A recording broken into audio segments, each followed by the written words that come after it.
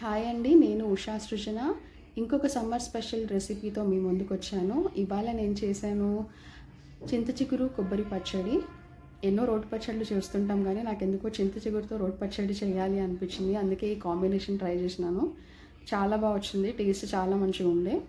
So దీనికి ఏంటంటే నేను 100 గ్రాముల చింత చిగురుకి ఒక మొత్తం కొబ్బరికాయ, ఒక 12 నుంచి 13 ఎల్లిపాయలు, 1 టేబుల్ స్పూన్ జీలకర్ర పొడి, 1 టేబుల్ స్పూన్ ధనియాల పొడి, సరిపడా ఉప్పు, ఒక 12 నుంచి 13 పచ్చిమిరపకాయలు తీసుకున్నాను.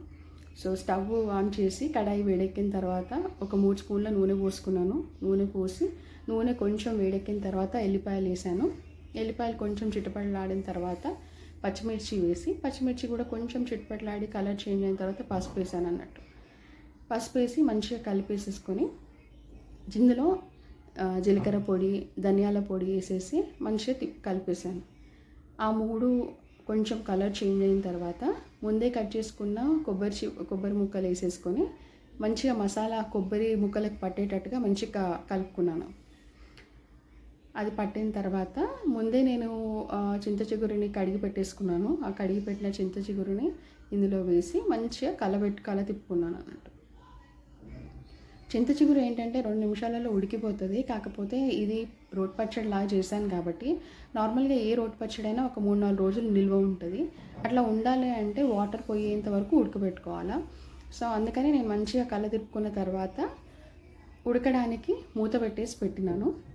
మంచి చింత చిగురు ఉడికి టెక్స్చర్ చేంజ్ అయిన తర్వాత తీసేసి చల్లారబెట్టినాను. చల్లారబెట్టిన తర్వాత ఒక మిక్సీ జార్లోకి తీసేసుకొని మిక్సీ పట్టడానికి పెట్టుకున్నాను.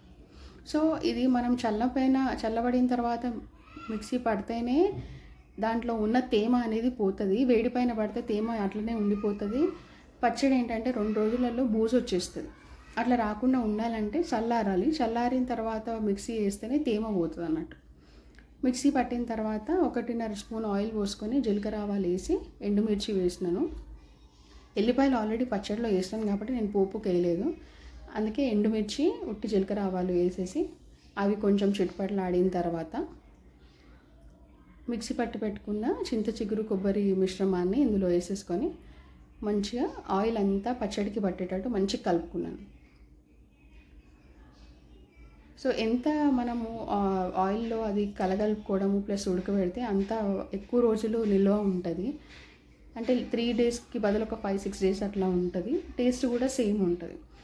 సో కలుపుకునే టైంలోనే నేను ఇంగువ వేసుకున్నాను. ఇంగువ ఇంకా ఒక 2 స్పూన్ల బెల్లం పౌడర్ వేసాను.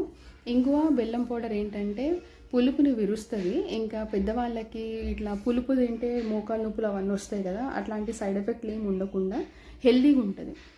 బెల్లం వల్ల ఉపయోగాలు ఏంటంటే పులుపుని విరుస్తుంది, మళ్ళీ మనకి ఏంటంటే టేస్ట్ని కూడా చాలా ఎన్హాన్స్ చేస్తుంది. రుచి చాలా బాగుంటుంది. కొంచెం పులుపుగా, కారంగా, తీయగా బాగుంటుంది. ఇది నేను ఎక్స్పెక్ట్ చేసినట్టే వచ్చింది. ఇది రోటి పచ్చళ్ళు ఎన్నో చేశాను, ఫస్ట్ టైం ఇది ట్రై చేశాను. మీరు కూడా ట్రై చేసి టేస్ట్ చేసి ఎట్లా ఉందో నాకు కామెంట్స్లో చెప్పండి.